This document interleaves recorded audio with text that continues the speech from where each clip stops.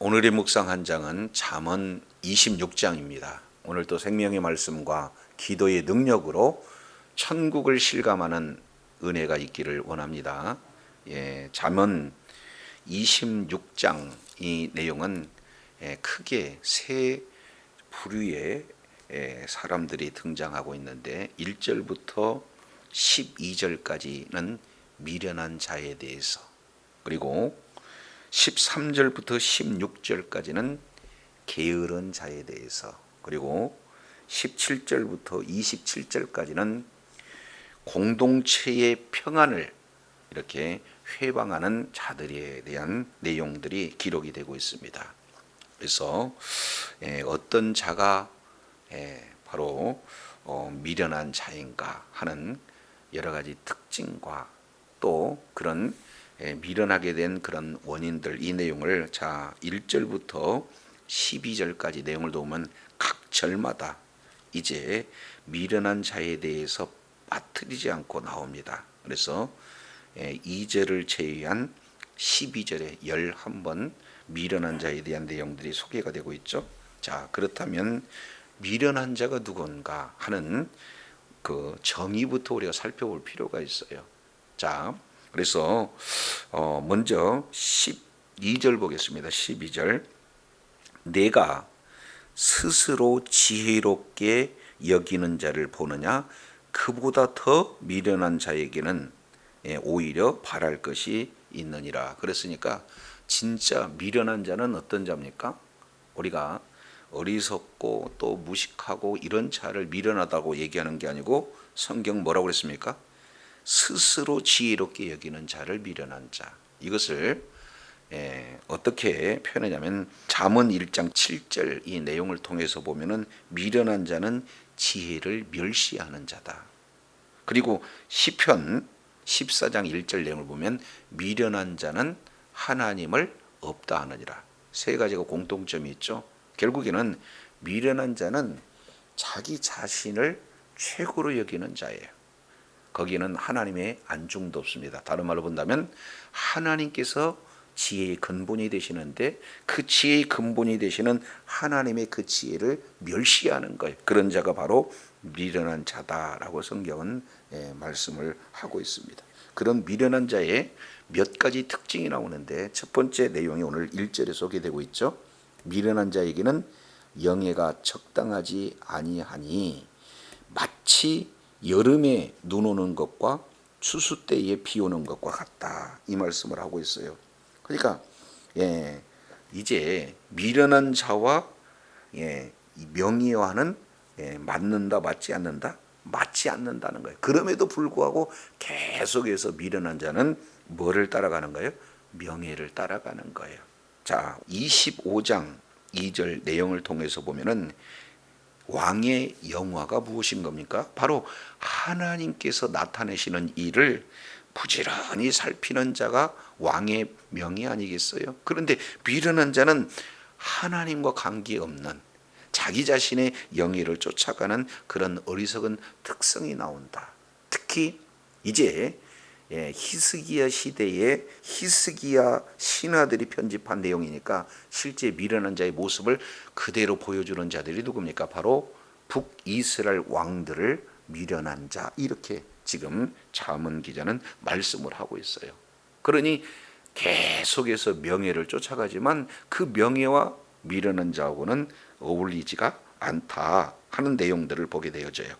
두 번째, 미련한 자의 특징 내용이 2절에 소개되고 있습니다. 까닭없는 저주는 참새가 떠도는 것과 그리고 제비가 날아가는 것 같이 이루어지지 않는다. 미련한 자의 두 번째 내용은 까닭없는 저주를 퍼붓는 자입니다. 이 내용은 우리가 잘 알겠지만 거짓 선지자들, 자기의 뭔가 권위를 유지하기 위해서 아주 악담하고 또 저주하는 그런 말을 서슴지 않아요. 그러니까 많은 사람들은 저주의 말을 듣고 두려워서 떠는 그런 어떤 내용들을 이렇게 말씀을 하고 있어요. 그런데 그런 자들이 얼마나 뭡니까? 미련한 것인가 하는 내용들을 우리가 살펴볼 수가 있습니다. 대표적인 내용을 통해서 보면은 사무엘상 17장 43절 이 내용을 통해서 보면은 골리앗이 바로 다윗과 싸움에 나왔을 때 하나님을 경외하는 자들을 아주 이제 저주하잖아요. 까닭없이. 이런 자가 미련한 자다. 그리고 사무엘하 16장 내용을 보면은 시므이가 나와. 이런 자들이 이제는 뭡니까? 예루살렘을 지금 급하게 탈출하는 다윗을 향해서 저주하는 그런 시므이의 모습을 보게 되어지면은 까닭없는 저주잖아요. 그런 자들을 우리는 미련한 자 이렇게 표현하고 있습니다. 그런데 여기에서 미련한 자가 아무리 저주를 한다 할지라도 두 가지 모습으로 표현하죠. 참소에 떠도는 것, 제비에 날아가는 것. 임한다는 거예요? 임하지 않는다는 거예요? 임하지 않는다는 겁니다. 그래서 많은 사람들은 저주의 말을 듣고 떠는데 갈라디아서 3장 13절 이하 내용을 통해서 보면 우리가 받을 저주를 예수님께서 십자가에서 달려 죽으심으로 말미암아 저주를 감당했다는 사실이에요. 그래서 예수 그리스도 안에는 결단코 저주가 없다. 이 내용을 잠언 기자는 지금 말씀을 하고 있어요. 세 번째, 미련한 자의 그러한 특징 내용은 바로 징계를 받아야 움직인다는 거예요. 말을 할 때는 이게 듣지 않아요. 그래서 두 가지 지금 표현을 하고 있죠. 말은 채찍, 그리고 나귀는 재갈.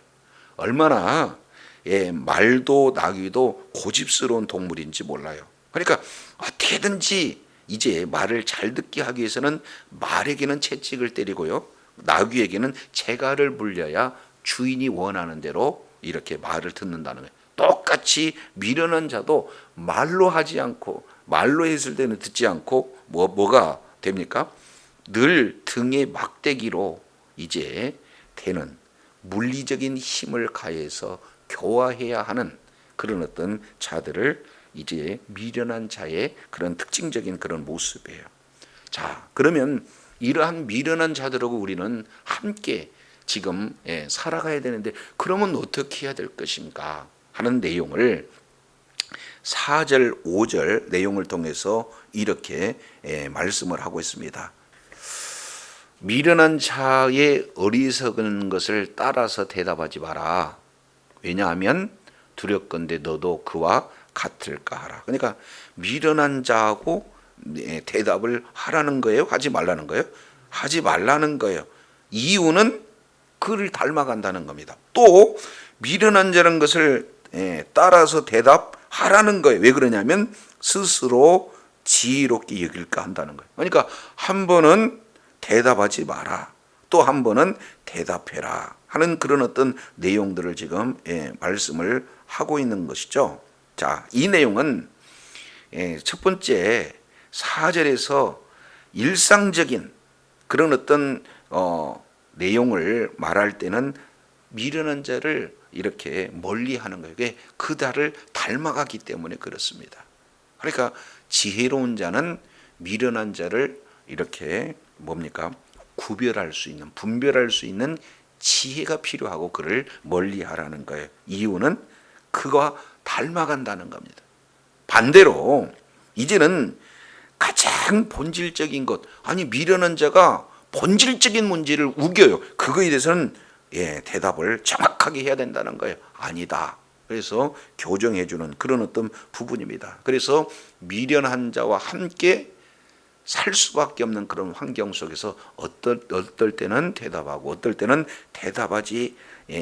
대답해서는 안 되는 그런 내용입니다. 그래서 이제 가급적이면 6절 내용을 통해서 보니까 미련자의 편에 기별하는 것은 자기 발을 베어버림과 해를 받음과 똑같다. 그러니까 미련한 자에게 중요한 일을 맡긴다. 그러면은 어떻게 되는 겁니까?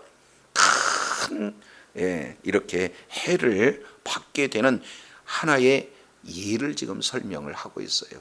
그래서 미련한 자에게 중요한 업무를 맡기는 것은 참 치명적인 결과를 갖게 되어진다라는 사실을 말씀을 하고 있습니다. 왜 그럴까요? 자, 7절 내용을 통해서 보면은 7절, 8절, 9절, 10절까지 이 내용을 통해서 보면 왜 그러는가 미련한 자와 함께 하는 것과 그리고 그를 고용하는 것이 왜 문제가 되어지는가. 자, 7절 보면은 자, 다리를 저는 자의 다리는 힘없이 달렸나니 미련한 자의 입의 잠언도 똑같다는 거예요. 자, 다리를 저는 데는 천천히 걷게 되어지면은 거의 표시가 나지 않습니다. 그런데 그럼에도 불구하고 빨리 달리려고 한다 그러면은 확연하게 표시가 나는 것과 똑같은 이치죠. 미련한 자가 입 딱 다물고 있으면은 미련한지를 모르는데 자기가 이제 자기 자신에게도 자문이 있다고 해서 계속해서 다른 사람들에게 이제 지혜롭다고 평가를 받고자 하면은 더 이게 확연하게 드러나게 되어진다라는 사실을 보게 되어집니다. 자, 똑같아요. 8절입니다. 얼마나 또 미련한 자를 고용하게 되면은 위험한가. 8절 미련한 자에게 영예를 주는 것은 돌을 물매에 매는 것과 똑같다. 그러면은 물매에 돌을 매게 되어지면은 돌이 날아가야 되는데 안 날아가잖아요. 그러니까 무용지물한 그런 어떤 내용이 되어져요. 또 9절 미련한 자의 입의 잠언은 술 취한 자의 손에 든 가시나무 같다. 자, 잠언 그러면은 오랜 세월 속에서 얻어지는 삶의 지혜를 잠언 이렇게 표현하잖아요. 그런데 그 잠언을 술 취한 자가 얘기한다. 그러면은 횡설수설한 같은 잠언이라도 그런데 술 취한 자가 가시나무를 가졌고 막무가내로 이렇게 휘둘른다. 올바로 사용할 수가 없어요. 오히려 주변의 수많은 사람들을 바로 위험에 빠뜨리는 그런 내용들을 보게 됩니다. 역사상 이런 참 지혜로운 것 같은데 미련한 자의 대표적인 사람을 우리는 히틀러를 들을 수가 있어요. 그들은 참 지혜로운 그런 어떤 참니다. 많은 사람들을 선동할 수 있는 그러한 지혜가 있는 자 같아요. 그런데 궁극적으로는 많은 사람들을 어디로 끌고 갔습니까? 파멸의 길로, 죽음의 길로 흘러갔어요. 그러니까 자칭 지혜로운 건데 그 자에게 잠언, 그 지혜로움이 오히려 많은 사람들을 위험에 빠뜨리고 이렇게 아주 악한 그런 길로 가게 되어지는 것을 앞장서는 그런 어떤 자입니다. 오늘날도 마찬가지죠. 지금 수많은 이단 교주들 내용 보면은 얼마나 지혜로운지 몰라요. 얼마나 이게 많은 사람들을 설득할 수 있는 탁월한 지혜가 있는 것 같아요. 그런데 자신도 죽고 많은 사람들의 영혼을 빼앗아가는 그런 모습들을 보게 됩니다. 그래서 잠언에서 말하고 있는 이 미련한 자는 세상에서 아무것도 모르는 그런 자가 아니에요. 자칭 뭐를 가지고 있어요? 잠언을 가지고 있다는 거죠. 자, 그럼에도 불구하고 얼마나 이런 많은 사람을 위험과 해악에 빠뜨리는 그런 내용인지 모릅니다. 그러니 지혜로운 자와 여기서 나타나는 미련한 자를 구분할 수 있는 것 자체가 지혜다. 지금 오늘 잠언 기자는 계속해서 말씀을 하고 있습니다. 자, 그리고 미련한 자는 그 자기의 미련함을 벗어난다는 거예요? 벗어나지 못한다는 거예요? 계속해서 동일한 실수를 진행해요. 이유는 간단해요. 자기가 어떤 누구보다도 지혜롭다고 여기기 때문에 그 미련에서 벗어나지를 못한다 하는 내용을 오늘 26장 1절부터 12절까지 아주 자세히 기록하고 있는 내용입니다. 두 번째입니다. 13절부터 16절까지 어떤 자를 지금 말하고 있느냐, 바로 게으른 자에 대한 내용을 말씀하고 있어요. 근데 이 게으름도요 점점 더 게으러진 길로 가고 있는 모습들을 보게 됩니다. 자, 13절 보실까요? 게으른 자는 길에 사자가 있다. 그리고 거리에 뭐가 있다? 사자가 있다. 여기서 사자라고 하는 이 내용을 똑같이 있는데 원문 내용을 통해서 보면은 길에 있는 사자는 일반적인 사자예요. 그러나 거리에 있는 사자는 아주 포악한 사자입니다. 그래서 길에는 우리가 볼 수 있는 사자가 있어요. 그리고 거리에는 아주 포악한 사자가 있어요 라고 지금 뭐하고 있습니까? 핑계대고 있어요. 이 문맥 내용을 통해서 보면은 어쩌다가 사자를 만날 수가 있는데 매일 사자를 만난 것처럼 하나의 사건을 부풀려 가지고 자기가 게으를 수밖에 없는 내용을 어떻게든지 핑계대는 그런 자를 게으른 자 이렇게 지금 말씀을 하고 있는 것을 보게 됩니다. 두 번째, 이런 단계가 넘어서면은 14절 이렇게 표현합니다. 문짝이 돌적이를 따라서 도는 것 같이 게으른 자는 침상을 도르느라. 그러니까 일을 해야 되는데 거리에 나가서 많은 사람들과 이렇게 만남을 가지고 해야 되는데 계속해서 핑계댈 뿐 아예 침상에서 구르는 거예요. 나오지를 않습니다. 자, 그거보다 더 심각한 것은 15절이죠. 게으른 자는 그 손을 그릇에 넣고도 입으로 올리기를 괴로운다.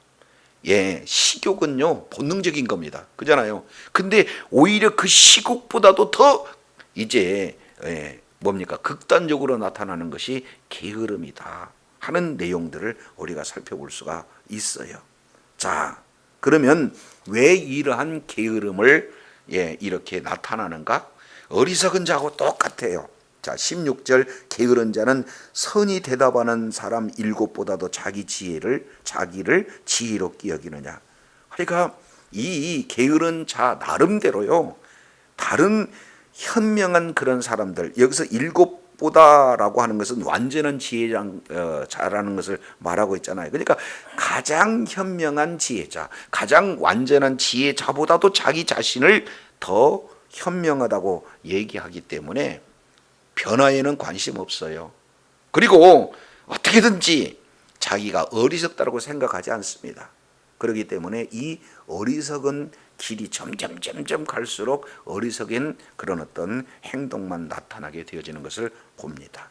그래서 이러한 미련한 자와 게으른 자, 이런 자들을 분별해서 이렇게 우리가 살아가야 되는데, 세 번째 나타나는 이 내용은요 17절부터 28절까지 이 내용은 공동체의 평안을 회방하는 그런 자를 말하고 있어요. 동일하게 미련한 자, 더 미련한 자, 더 심하게 미련한 자를 지금 말씀을 하고 있습니다. 그 대표적인 내용을 네 가지로 지금 표현을 하고 있는데, 첫 번째 17절에 길로 지나다가 자기와 상관없는 다툼을 뭐 하는 자예요? 간섭하는 자. 그러니까 내 일이 아닌데 길 지나다가 자기하고 상관없어요. 그런데 얼마나 미련하든지 그 다툼에 간섭을 한다는 거예요. 한마디로 본다면은 화를 돋구는 그런 어떤 자가 되죠. 이것을 뭐라고 했냐면 개 귀를 잡는 자 이렇게 표현했는데, 여기서 개는 들개를 얘기합니다. 아주 포악하고 위험한. 그래서 열왕기하 9장 30절에서 37절에 나오는 그런 개들을 표현하고 있는데, 포악한 개의 귀를 잡았다. 그러면 어떻게 되는 겁니까? 이것은 놓는 순간 물리고 계속 잡자니 위험한 상태고, 이런 것을 아주 그냥 자초하는 자, 이런 자를 지금 바로 미련한 자의 세 번째 그런 어떤 모습들을 나타내요. 공동체를 평안을 깨타는 첫 번째 내용이죠. 자, 두 번째입니다.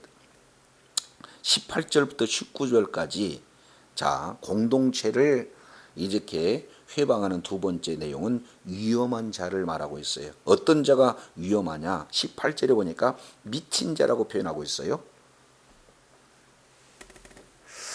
횃불을 던지며 그 다음에 화살을 쏘아요. 그런데 사람을 죽이는 미치는 자 그랬어요. 원인도 없습니다. 그런데도 불구하고 사람에게 횃불을 던져요. 그리고 이제 화살을 사람에게 쏴요. 그 결과 사람을 죽이는 이런 미친 자, 굉장히 공동체의 위험한 요소를, 위험한 그런 어떤 사람을 말씀하고 있습니다. 그러니까 그 결과가 죽이는 일에도 불구하고 전혀 신경 쓰지 않아요. 그러면서 하는 이야기가 19절 보세요. 왜 이런 일을 진행하는가? 자기의 이웃을 속이고 말하기를 내가 희롱하였노라 하는 자도 똑같아 지금 표현하고 있는 거예요. 그러니까 이웃을 속여놓고 아니 나는 그냥 한번 해본 건데 한번 농담한 건데 왜 이렇게 그렇게까지 반응을 해? 아주 무책임한 처사예요. 어떤 분들은 상대방을 굉장히 힘들게 얘기해놓고 나 뒤끝없다 이렇게 얘기하는 거예요. 상대방은요 상처 다 받았어요. 이런 자들은 공동체에 얼마나 위협적인 요소인지 모릅니다. 세 번째 내용을 통해서 보면은 더 심각한 자들입니다.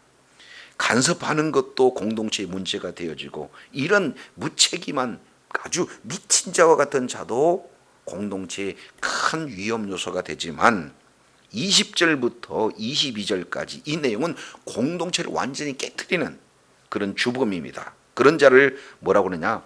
중상모략자 이렇게 표현해요. 다른 말로 20절 내용을 보니까 말쟁이 이런 표현을 하고 있습니다. 자, 20절 나무가 다하면 불이 꺼집니다. 그죠? 그런데 말쟁이가 없으면 다툼이 쉰다. 그러면은 말쟁이는 어떻게 한다는 거예요? 계속 불이 타고 있는데 더 활활활 타올 수 있도록 나무를 계속 공급하면은 불이 안 꺼지죠. 그런 것처럼 말쟁이는 어떻게 됩니까? 계속 사람들을 부추겨서 싸움을 이렇게 하게 만드는 그런 말쟁이라는 거예요.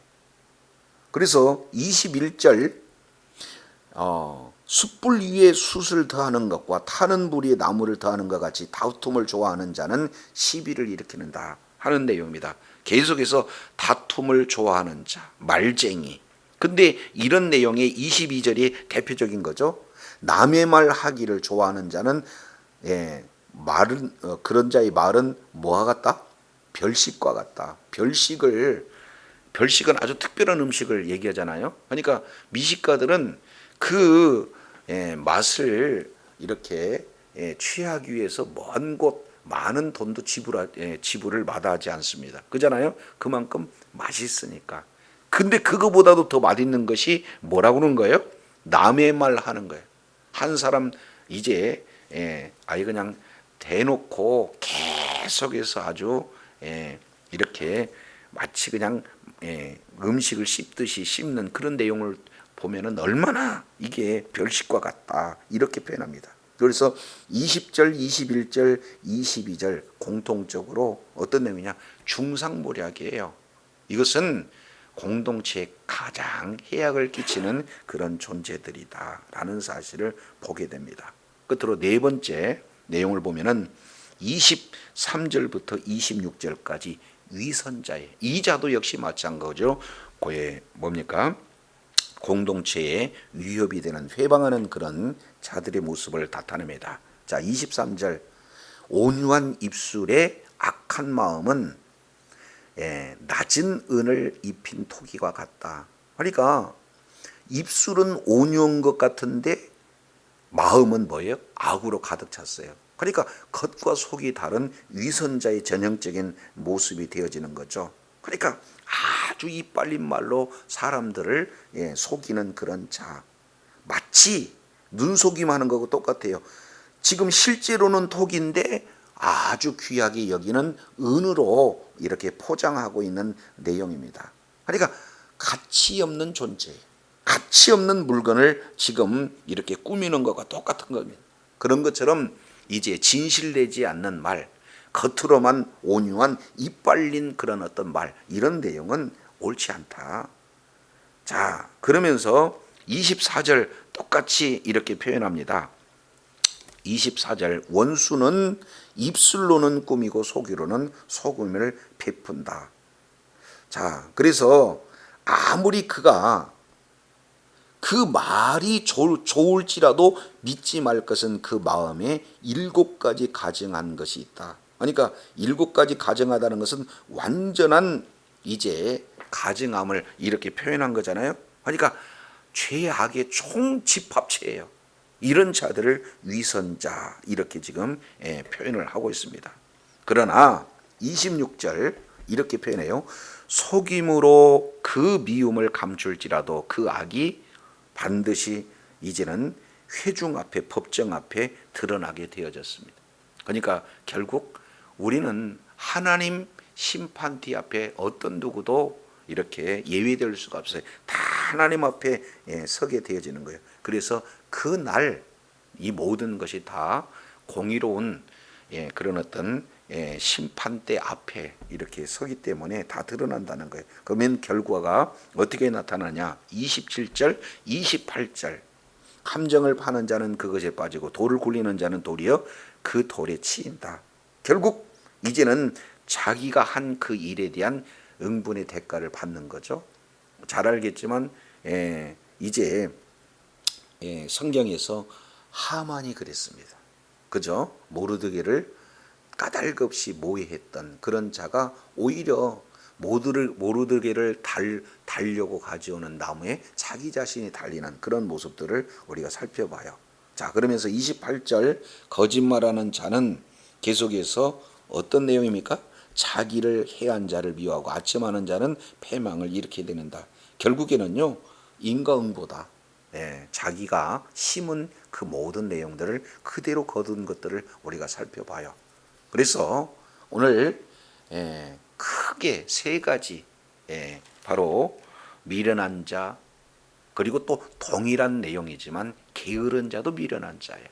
그리고 또 이런 미련한 자가 공동체에서 얼마나 많은 이런 악행을 진행하는가 하는 네 가지 부류를 우리가 살펴봤어요. 그래서 정말로 늘 우리가 사는 삶의 여정 속에서 하나님의 지혜가 아니면 게으른 자나 그리고 미련한 자나 공동체를 이렇게 평안을 해치는 그런 자를 구분할 수도 없고 오히려 그들과 닮아가는 어리석은 자가 된다는 사실을 보게 됩니다. 그래서 지혜의 근원이 되시는 주님 여호와를 경외하는 것이 곧 지혜의 근본 그랬으니 늘 하나님의 말씀에 딱 붙어서 주의 인도함을 따라서 참 지혜로운 자가 되어 하나님 앞에 존귀하게 쓰임받는 복된 은혜가 있기를 원합니다.